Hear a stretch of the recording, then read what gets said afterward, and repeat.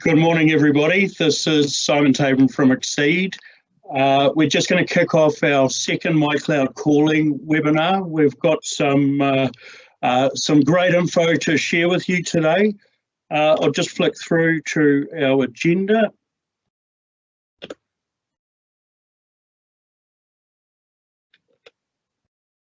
So I'm just going to run through a quick recap of what the service is. We're then going to hand over to Murray Goodman from Kordia, who spoke at our last presentation, who's going to go through the ordering process and the setup overview options. And then we're lucky enough to have Kunal Khosla from Microsoft in Singapore. So we appreciate Kunal getting up early. It's about 6 in the morning over there to run through a demo of the admin center and then talk to more detail on Advisor for Teams and the different policy packages that can be deployed across it. And as per usual, we'll close off with a Q&A. We've got a fair amount of content to get through, so we may run a little bit over, but as you know, we're recording this, so it'll be available on demand on the mycloudcalling website for you to view later on. So just a quick recap on what mycloudcalling is. So we've got the standard PSTN line. We've developed a SIP trunk service with Kordia, just renaming it mycloudcalling. And then you have your Office 365 or your Microsoft 365 tenant, and then hand off to the users. So we're sitting in the middle here of the provisioning platform, and it's a deployed SIP trunk with that simple per user per month billing associated with it. The different roles, we covered this a little bit last time, so I'll brush over this. So the reseller role is to manage that tenancy setup and transition. Obviously the hardware, we're bundling up some hardware services. We've got some great Jabra headset pricing that we can bundle up with devices for you. You would work with your customer on the actual training of usage of Teams. The customer portal, which is available to you, so you'll be able to look at what your customer usage is and provide them with current, almost real-time details on what their monthly charges would look like. And then as a partner, you offer that first level support. So similar to the other services that we provide in the cloud environment. The Kordia role is to manage that porting process, set up the SBC and SIP trunks. They're going to manage all of the PSTN and SBC faults, so they'll do the support on those. They'll provide that customer portal access with all the rated calls. And then obviously there's a load of other Kordia services which we're going to bring to market alongside them in the future. We'll add these services to the catalogue as and when they become available for us to do so. And the Exeed offering here is we're going to bundle up all of this stuff for you, make it simple for you to provision. We've created this simple platform for you to order these per user per month charges. We'll also support you through the MyCloud Store team on this the customer tenancy setup and make sure that the licensing is correct, and we'll also obviously provide you with the invoicing, and then second and third level support which drops into us, and we would use the various vendors to be able to deliver that support content to you. A recent announcement that you may have seen come out is there's some changes to the phone system availability and licensing, and this is a really exciting change in that we've now got a true SMB offering. So with the Microsoft 365 Business Voice, without calling, we don't have a calling plan here with Microsoft Direct, which is why we're doing mycloudcalling. We're thinking the pricing, including the audio conferencing license, which is now bundled in as a hard bundle with the service, it's possibly going to land around $18 to $19 reseller buy, but we'll have confirmed pricing for you in the beginning of April. So this is a real SMB offering now, and that you can put it on your business essentials or your business premium or your Microsoft 365 business licensing. Obviously, it's still going to be on the enterprise licenses, but now it's going to roll down and make it a great offering for your SMB partners with these new business with the new Microsoft 365 Business Voice Plan. So we'll keep you updated through either our blog and our new mycloudstore.co.nz site, or via the mycloudcalling.co.nz site that we've created as well. So we'll definitely keep you abreast of these new and exciting services in this new upgrade offer path. So that's my little bit from an intro perspective. I'm going to hand over to Murray from Kordia, who's going to take you through sort of the next level of setup and provisioning process for the Teams voice service. So I'll hand over to you, Murray. Yeah, thanks. Thanks, Simon.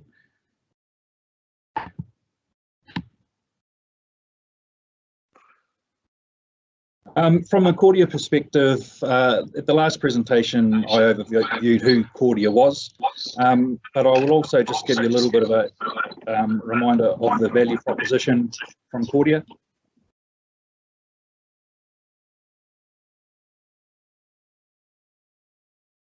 Sorry, can you see my slide there? I'm just... You can, okay. So Kordia's best connected cloud strategy recognises that most of the global cloud providers don't actually have a data centre in New Zealand, and therefore your choice of connectivity provider does impact and is crucial to the network performance and your application performance. So we know that slow response times frustrates end users and drives calls into your help desk. So from a Kordia perspective, we are working on that to provide you the best service possible. And we are, from a Microsoft perspective, we have a range of Microsoft connectivity services, which I'll go through in a minute, but we are also the only service provider in New Zealand to provide access to the big three public cloud providers in New Zealand. So in terms of Microsoft connectivity specifically, we offer ExpressRoute here in New Zealand and in Australia. All our internet comes with Microsoft peering, but we're also one of the few global launch partners of Microsoft Azure peering service. And that's a service where Microsoft agrees to preference all the internet traffic from Kordia, so that basically all your Microsoft applications are now on net. So that's the most robust, fastest, lowest latency peering option you can get. Teams specifically is essentially an internet hosted service, and that's why I've gone to the trouble of explaining the connectivity options to you. Network and internet performance are crucial to end user satisfaction. And as a connectivity provider, we aren't a residential telco, so you know, the next fortnight download going to residential broadband customers doesn't have any impact on our users. In terms of the proposition from Kordia, we're offering SIP trunks as part of our package. It includes SIP trunks, a phone number, the SBC, which is a geographically diverse, highly available and HA setup, and we're offering local, national and land to mobile calling as part of that bundle. There's obviously an acceptable use policy. All other calls are on a competitive per minute basis, and as Simon said, the calls are all presented in near real time on the customer portal, which the reseller community will, or the reseller for that customer will also get a view of. So as an example of the customer portal, I've just done a screenshot here of the Kordia internal network. So you'll get call CDRs presented, giving seasonality, so you can go back 12 months, see how your call profile changed over time, and you can see their summary of location, monthly statistics. You'll get top talkers, top call destinations, all the information that you'd expect in terms of call summaries. In terms of the CDRs, they're presented. You could click on Tuesday, for example, today, and see the calls I've made or the business made today. And they're also aggregated monthly. You can bill your customers from this portal, and direct the customer to the portal to see the call detail records, so you don't actually have to present that information for your customer. It's all there on the portal.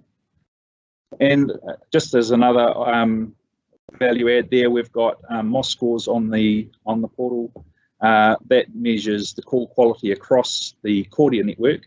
And so if there's a call quality issue, you can go in here. If we're showing good, it could potentially be an end user internet connection causing that issue. So it's another way to for the first level fault resolution. So I'll hand over to Sam now from our voice engineering team just to go through the how we set up the new SIP trunks. Good morning, everyone. So when it comes to setting up the new SIP trunks, once the order is received by the Kordia voice team, we'll start processing that. One of the first things we're going to do is assign a port number on the SBCs, and also generate a host name. Both of these are used in the Teams configuration. As part of that initial ordering process and the handover to yourselves, we do provide a document as well, which talks about the building of the new trunk, as well as some PowerShell commands and that sort of thing, to help you with that process. Keep that updated as Microsoft changes commands or makes tweaks to the Teams process. So it's always good to refer to that latest document. A new trunk is going to take about 2 days to set up. And as I said, Kordia will be managing the building of the SBCs, DDIs, all that sort of thing. Your site will be doing the Office 365 configuration, which is in the document there. Once that's all built, send a confirmation email that the new trunk is up and ready for use, and then we can conduct some joint testing, making sure that inbound and outbound calls work and any other functionality that you need. When it comes to new DDIs, it's a very similar process, except there's probably less yourselves to do. We get the order for the new DDIs. We'll then go and get those DDIs, provision them on our switches, set them routing through to the SBCs, and those SBCs will pass them through to the customer tenants. Before we hand those over, we'll make test calls and verify that these are routing towards you, and then send confirmation that that is all complete and the new DDIs are ready for use. And then finally, when it comes to porting of numbers, again, we'll receive the order.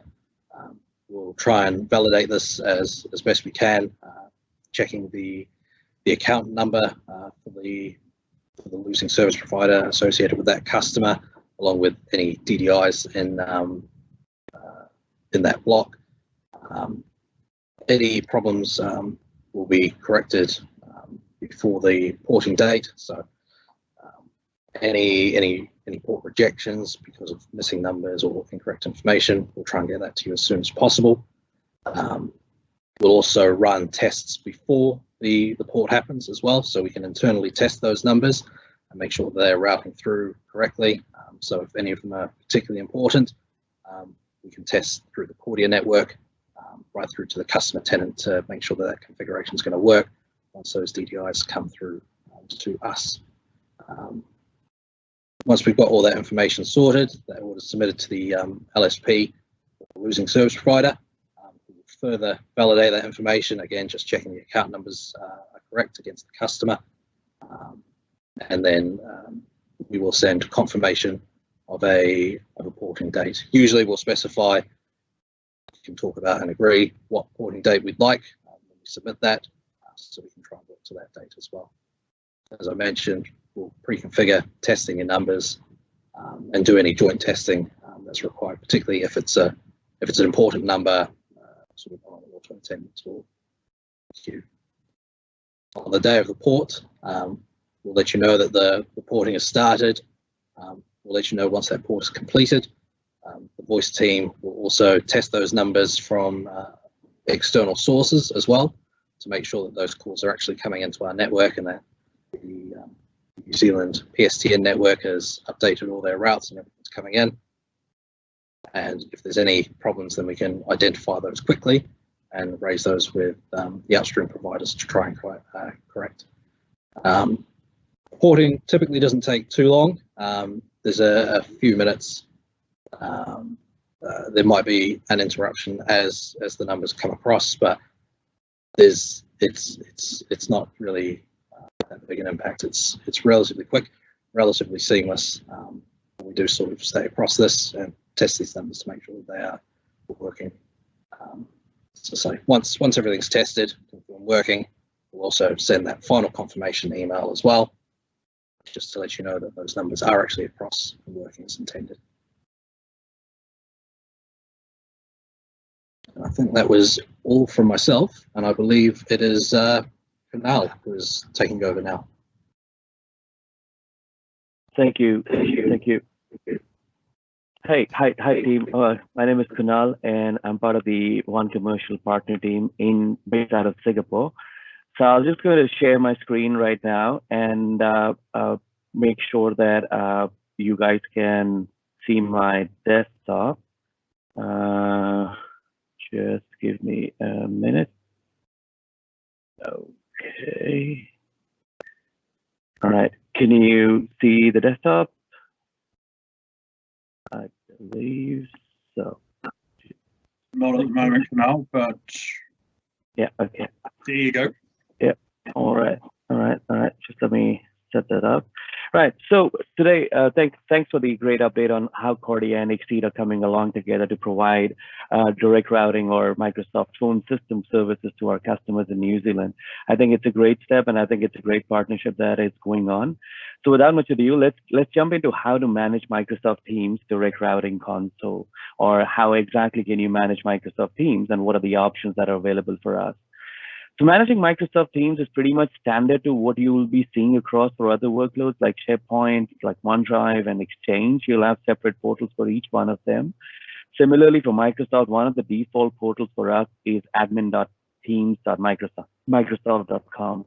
So this is the first portal in which you probably get everything that you need to know about Microsoft Teams, whether it's teams, whether it's devices, whether it's locations, policies, analytics, reporting, and stuff like that. We'll walk through it as to what is inclusive of this and what you can do in this and what settings can you change.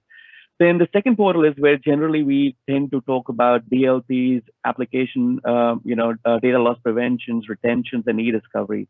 So this is basically the security and compliance portal. Now, one thing to observe here is that a policy that is set here is across all the workloads of M365. So if you create a policy here and include Teams, it'll also replicate across Teams, Outlook, SharePoint, OneDrive, and stuff like that. So that's the cool thing about this. And the third option where you can actually manage Teams is pretty much around the Azure AD as well. So this will be very, very important in case you're trying to integrate your line of business application to Teams. You want to set up a bot, you want to assign a group policy, a naming convention, an expiration policy of the groups, and stuff like that. So it's really these three ways. And then there's a fourth way as well, which we've not kind of highlighted here, but it's very important for all the PowerShell people out there, is the Microsoft Graph APIs and how you can leverage that and create, automation of certain tasks in your day-to-day activity using the Graph API and PowerShell commands.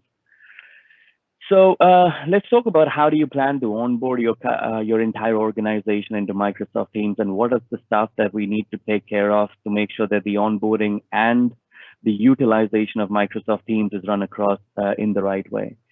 First step, of course, is to check your environmental readiness. Whether your environment, because Teams is just an overview of the entire, or a window that you get to the entire Office 365 umbrella of services that we have. So that window needs to have the dependent, segments, whether it's SharePoint, whether it's OneDrive, whether it's Exchange, set up correctly. The second part, of course, is to make sure that your organization's network is ready to actually host Microsoft Teams. Now, whether it's a voice call, whether it's a video call, whether it's to allocate a specific bandwidth, we have all the tools that you would think of from a basic standpoint perspective to get view of how you can set up, or how you can control the network of your organization. Network Planner is a great tool to start off on the admin center. If you've not gone through it, we'll just quickly walk through that as well. It's also important then to understand how you can leverage on the different clients that we have. What are the implications, benefits of installing a desktop client, a web client, and a mobile client? What are the options that you get in each of the client? What are the windows that you get in each of the client? How do you share? How do you, don't share and stuff like that? Then it's also very important to understand the specific admin roles that you can assign to an organization.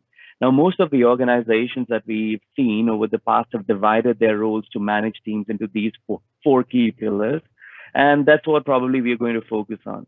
So Team Service Administrator is the one service role which basically provides the service admin rights to the help desk, maybe a tech lead or something like that, that can actually take control of everything around in the Teams admin center. Communication support engineer and support specialist are specific roles assigned to specific people for specific tasks only. They won't get the entire access of the Teams admin portal. So it's very important for us to prepare our network, learn how to use, and then assign the right admin roles to them. This is something that's really cool, and that's very, kind of a big thing for Microsoft to come out with, which is the advisor for Teams. Now, this is basically nothing but a project plan that kind of depicts on how and what you can do, or probably recommends you a plan on specific tasks that you can run in a specific workload. Then these tasks can further be assigned to a specific user, added as a team. Your deployment team can come in. The advisor for Teams will define what task needs to go into which user, what is the progress date that you can see right now. And I'll show that in the demo that I have. But it's pretty cool, and it's pretty awesome to set up a kind of an admin way to deploy and to increase the adoption of Teams for your organization. Now, from a policies and settings perspective, from managing teams, we generally have two different ways to which you can manage teams. One is settings and one is policies. I'm sure people who were in the room and people who are presenting with me, they've already seen most of this, but just to give you a brief construct of what setting is and what policies are. Settings are a group of configuration elements that are generally defined to an entire organization or to a specific group. Policies are a collection of those configuration elements that, okay, there's a global setting for me to block federation or to assign an audio conferencing license or to block guest access. What is the policy that I can create? Okay, I want to create policy A that allows me to include only audio conferencing, but no federation. I want to create a policy B that allows me to do this, but not that. So policies will be pretty much that can be assigned to a per user, per tenant, per group is also coming out too, very soon in our session. So common team settings and policies, again, I'm not going to go much about this. I'm going to showcase what it is on the portal so that you can have a clear idea of how to run and how to deploy these settings. Teams and channels, messaging, meetings, apps policies is also great on how you can create custom permissions for the applications that you're trying to run through the App Store on Microsoft Teams. This is, again, one of the most amazing things as well that we've recently launched. These are policy packages. Now we understand when you're rolling out Teams, you do want to roll out policies to a group of people. Now, those policies can now be packaged together, and we pre-populated policies that I'll show you, which contains default policies relevant for that specific role. In the example, you can see that an education or a teacher needs to have specific policies for messaging, meetings, app calling, and live user events as well. So all of those policies are auto-populated, bundled together in a specific policy and then shared across onto the admin portal. Now, as in when you see your admin center, you will see these policies getting increased on a regular basis because we're trying to make sure that more generic roles are more plugged in with default policies so that you know what are the best practices for to assign those specific policies for a specific role. Partial assignment is also coming out very soon. This is again something that you won't see in your admin center, but I wanted to share this across where we are leveraging on how we can make sure that we can have Teams rooms or meeting room systems from Microsoft that you can actually integrate into your admin center and schedule restarts and update, monitor, and diagnose the meeting room devices as well, right from the admin portal. Gives you a record of what is the room system that you are, what's the status of the room system, whether it's healthy, whether it's not. Also provides you status about whether they are offline or online. Then there are also features around from a reporting standpoint perspective, which we've improved tremendously over the past few months. There are two different ways. One is, of course, the analytics and reporting in the call queue, and the other one is the call queue dashboard as well. So analytics and reportings will give you, which provides you kind of a report on a per team, per user, per level basis. Call quality and call quality dashboard will give you reporting around the entire call quality of Microsoft Teams. Now that call quality requires you, also provides you actually, not requires, but provides you with certain Power BI, templates that have just been recently announced a couple of days ago. If you look at the tech community blogs, you will see the information on how you can actually create BI reports and dashboards directly out from the call quality dashboard. Whether it's a help desk ticketing report, whether it's about number of calls, whether it's about active usage and stuff like that. All of that is now available as templates for a Power BI report to be automatically retrieved from the call quality dashboard. Again, pre-team and cross-team analytics is something that provides you a more granular view for team owners and members to see how their teams are doing, and gives you a broader view of what are the active users in each group, and what are they generally doing, what are the number of guests, what are the messages sent, and stuff like that. So it's pretty impressive and pretty informative, so that you can have views around what your teams are doing. Last but not the least, and I think one of the most important factors is the security and compliance in Teams that we are coming across. So whether it's like information protection, whether it's DLPs, whether it's about labeling the information that is sent across the teams, whether it's about managing the governance, having retention policies decided, and also provided as a template to you guys to make sure that you have kind of a best practice overview of what the information or governance policies looks like. We have information around that as well that is available. So what's new is that pretty much we have a one-day retention policy as well. Last time it was 30 days, then 15 days, and now we finally have a one-day retention policy as well. We have safe links, so in case you're pasting any link across, it'll make sure that the link that you've pasted on the Teams client or on the chat history is actually protected and is actually verified before you actually launch that. Then you also have e-discovery support and sensitivity labels, which are right now in preview mode, but will be GA pretty soon. So this is in a short, very high level about some of the slides that I wanted to present. So now let me just go ahead and open up the admin center to see what we have on the admin portal. So as you can see, the dashboard pretty much gives you a very generic overview on where your team is and what you're doing. So this is a new tenant that I spun up, so it'll be pretty much empty here, but it'll give you an overview of what your exact tenant looks like. What is your tenant's user activity? What's your team's usage, device usage? All of these are actually action cards that you can pretty much define and set it up to whatever order that you want it to, so that you have the right overview. Teams on the other side provides you an overview of how you can manage teams, which gives you an overview of how many people are there. If you need to add a specific team, you can add a new team here. You can also go into any existing team and look into the number of members that are there. What are the channels? What are the settings in each of those teams? What have you opted for and what have you not opted for? You can click on edit and change those settings as well. Now, these settings will take approximately, Microsoft says it does that take around 4 to 6 hours for this to get affected at times, and sometimes it's really it takes comparatively less time as well. Teams policies are pretty much, again, from an org-wide perspective, and you can create custom policies as well, like one I've created, where I've given them an option to discover private teams. You can make sure that you can create that option as off, or you can give an option to create and discover private teams. By default, in a global admin, in a global team policy for guest users, you do have options to both discover and create private channels. You can enable and disable them as per your convenience. So this is, if you remember the presentation, you had a separate device, separate option here, which is not yet reflected on my tenant because it's still being rolled out and it's in the early preview, where we talk about the meeting room systems.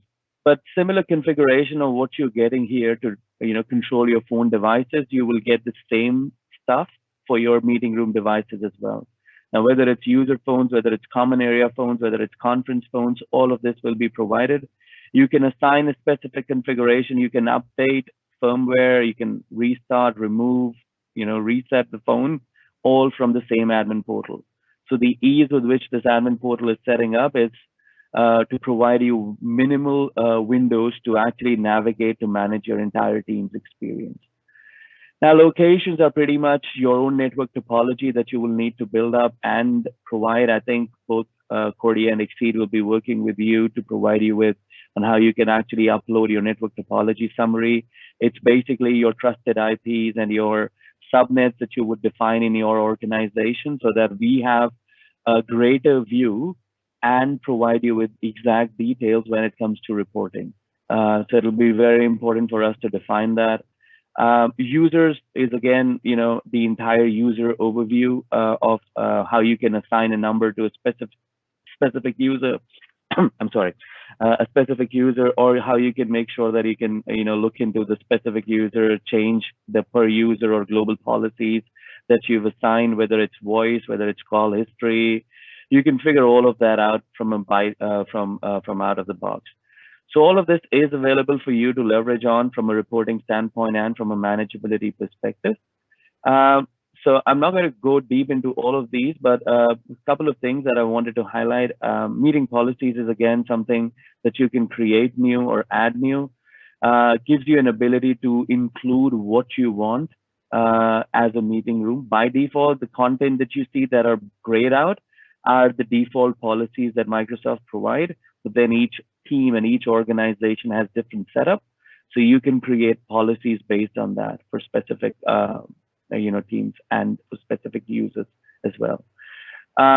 Again, meeting settings is pretty much more about how to get the URL on the email invitation and preview the invite that you have, what type of network that you would want to set up. Is there a specific port where you will want the real-time media traffic to pass through? You can define all of that in here as well. That's coming out as well. Live event is again what we are doing right now, which is a live event. Now, I have an option to actually schedule or create an option on who can actually create a live event. Now, since this will be pretty much a public live event, this is what we will select as an option. If you want only people to see or create a live event for people in the organization, you can just choose this option. And if you want people to just create a live event for specific users or groups, like only a marketing team can create that, so you can use this option as well. Who can record an event gives you an option of like what our team is doing. So we'll have different rules that are assigned to host a live event, a producer, a presenter, and a moderator. So we will have 3 or 4 different people running this entire event from both Exeed, Kordia, and the agency as well. So lots and lots of stuff around who can manage recording, who can schedule the event. So it's all great. And then, of course, the generic stuff around how you want the support URL to come in. Same goes for the messaging policies. You've got a list of policies that you can define. Teams apps is, again, one policy that I wanted to talk about. So most of the times, you see the left side rail, you see the number of, applications that you can actually add and see what applications can a specific team use and what categories are they part of. and whether they are allowed to be used or not. If you want to upload a new application, we have different ways on how you can upload a new application.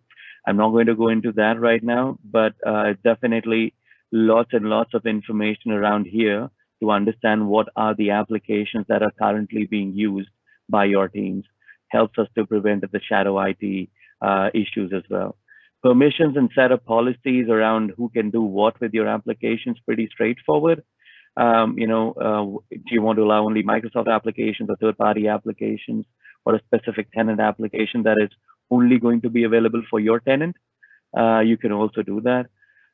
Custom side loading is again one of the key things that we've recently we came out on how you can actually pin the applications and how you look.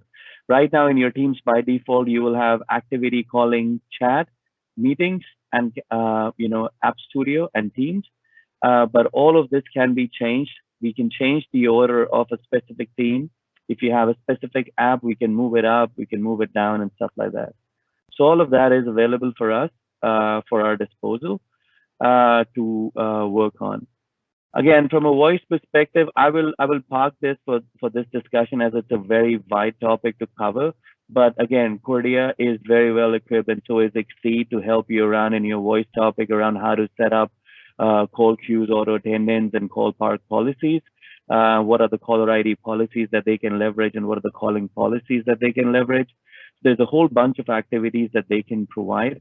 We're also coming with an option to create and provide you with a dial plan summary as to what is the dial plan options. This may not be available to everyone, but it'll soon be rolled out in all tenants.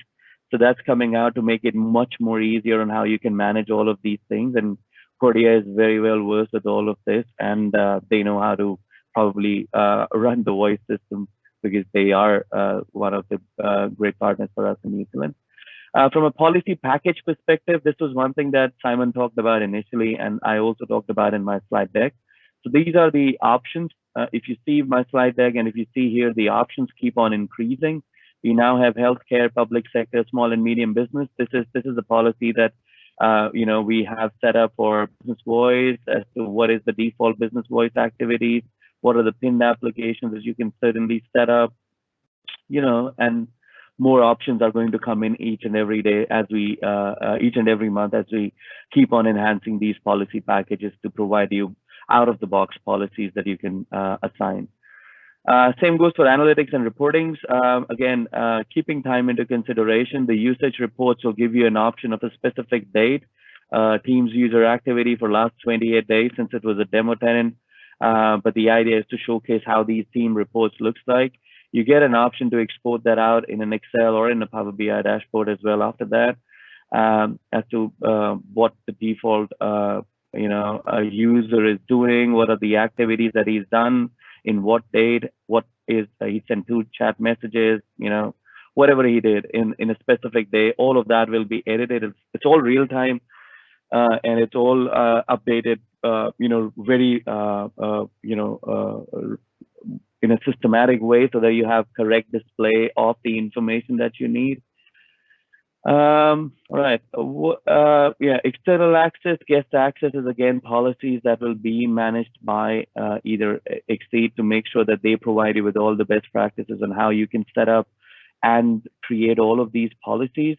There is also options to create guest access, whether you want that guest access to come in, what are the roles that you want that specific guest access to make? Do you want them to make private calls?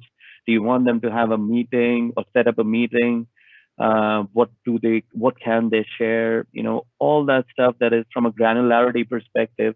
I think it's more descriptive than it's very descriptive. So even if you go through this, you will be able to figure out what this means exactly, and what each message does, or what each option does. The other thing that I wanted to showcase about was this, the Teams Advisor that we were talking about. Now in this Teams Advisor, it's basically a project plan in a more detailed and more oriented way. So like I've created one of this, which talks about all the workload details that we've provided. Now project kickoff, what needs to be done? Is it started? What is the start date? What is the due date that you can define? What are the checklists that you want to check box? and make sure that you've done all of this. All of this can then be added into a specific team for a deployment perspective in your organization who manages how to roll out teams in your organization. Once you provide all of that, you can click on, add your specific team members and then create a team. It automatically creates a team that gets added into your Microsoft Teams client. And then you can add further tabs from a planner, from an execution standpoint perspective as to who's tasked for, to complete, or who's been assigned a specific task. And then you can follow up all of that. Then I think apart from that, there is also an option around the Teams, the Network Planner. Network Planner will give you an information around how you can run a specific network site. What is the subnet? What is the network range? Is there an express route? Is that specific site connected to WAN? What is the internet capacity? What is the egress point that we are using, and all the stuff that we require, so that when it comes to call quality for us to isolate, we will pick up information that you define here, give you an exact number or give you an exact overview of where the or which subnet is actually a call quality issue occurring at, or which building, which floor is it running on. So that's pretty much it from my side. And I think the last one, of course, the call quality dashboard, which takes you all the way across to give you an overview that I was talking about. Now, again, this is a very in-depth topic, which I can't cover right now, but I just wanted to give you an overview of what the summary reports, what the client reports looks like. You've got product filters from Microsoft Teams perspective, and you've got some of the summary reports that you can actually drill down into from a quality of experience report, or you can drill down to any other report that you find here. We will keep on updating this, but one suggestion here is to upload your building data, because this building data will help us define how and what we can do, in a specific building organization, and figure out which floor, which subnet is the one where poor call quality is coming in. And then probably we can go there and isolate the issue for the network team as to what's happening there. Now, again, this will give you a very high overview of what the quality of experience looks like. What is the stream reliability? Again, this is a separate topic altogether.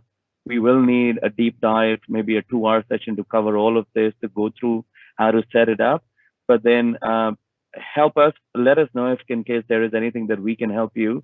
Of course, Kordia will take the lead here, and of course, Kordia will help along with Exeed to manage the expectations and set the reporting in the right way so that it's easily digested by everyone in the organizations as well. So that's in a nutshell what I had to present. I'm going to pass this on to Simon right now. Thanks, Kunal. Yes, I'll jump back on. Just bear with me a sec, folks. It will be great to have your video as well, Simon. Yeah, thank you. So, thanks a lot, Kunal, for giving us that in-depth look at the console. Now, there's a little bit of Q&A I see. I'm back in presenter mode, so I can't. But I'll just do a quick recap on what's on offer here, guys. And look, from a reseller perspective, you get margin on the bundle calling, on the hardware. The customer transition, so you can wrap some services around the migration for Teams Voice or the mycloudcalling service into your customers, and you also get margin on the managed Teams tenancy. So price per user for the managed service, but also you get the CSP licensing on top of that. Like we've said, and we'll continue to look at what services our partners in the New Zealand market's looking for. We're going to expand out the portfolio available to us with Kordia. Yeah, they've got some great offerings. It's about how we turn those into services that are give us the ability to distribute them to you as our partners, and and for everyone to be able to not only support but get a bit of margin on the way through. So we'll keep the services coming, but from now I'll hand over to the team for any Q&A. Well, I saw a couple of questions in there. Kenny, was there any further ones? Hi there. Yeah, I'll read through some of the questions that came up in the Q&A. I've got some answers for it. The question from Sergey asking if the minimum users is a per customer basis, and this is yes, it's a 5 users minimum per Teams customer tenant. Another question from Anonymous here is about if the coming soon features just mentioned regarding the dial plans, will it be turned on newly created tenants? This is not a confirmed, I mean, traditionally new features are rolled out on a per tenant basis. There's no guarantee that a newly created tenant will get the new features first. It's all dependent on Microsoft's release schedule. So we can't say go out and create a new tenant and get a new feature. The last question I got here is also from Anonymous. It's saying, in testing, if attempting to use the caller ID policies, if using the service number or anonymous options, the call will fail, is this resolvable? We'll probably need more information about this issue, and possibly if you can get in touch with us on mycloudstore@exeed.co.nz, we can probably dive in deeper on this issue a little bit more to see if it's a resolvable issue from the Kordia end or from the Microsoft end. But obviously, the nature of the question, it's a very open-ended one. I think that is it for all of the Q&A. I don't see if there's any other questions to answer, Simon.